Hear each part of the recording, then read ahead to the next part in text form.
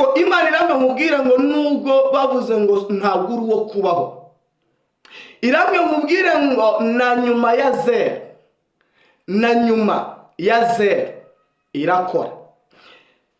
Irambwiye mwibutse aya magambo, na nyuma ya zero irakora.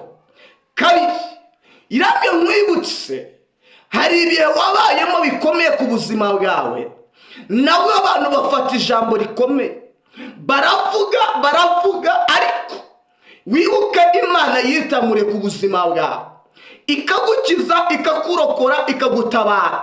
Yambwiye nkubwire iracyahagaze mu ruhande rwawe,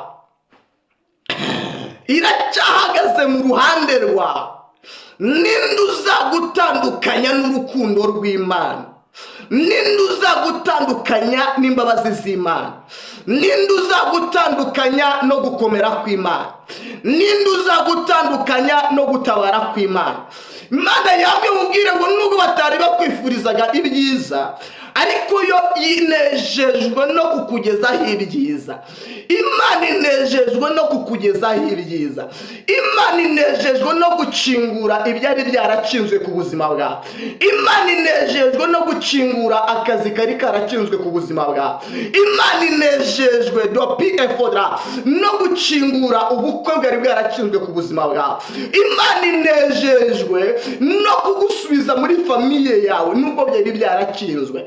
Hari imbaraga z'abadayimoni zigenda zitandukanya ababyeyi n'abana. Hari imbaraga z'abadayimoni ziri gutandukanya abana n'ababyeyi. Abana bakagenda bakaba ibirumbo, abana bakagenda bakananirana, abana bakagenda bitewe n'imbaraga z'umwijima. Ariko nanone Imana inejejwe wa mwana we, Imana inejejwe no kongera kuguhuza na so na nyoko. Imana otayazomene gide fodra wa mubyeyi we, Imana inejejwe no kongera kuguhuza n'umwana wawe, kuko ayo warize arahagije. Reka nkubwire ngo ayo warize n'ayanyuma, ayo ukurira uyu munsi n'ayanyuma.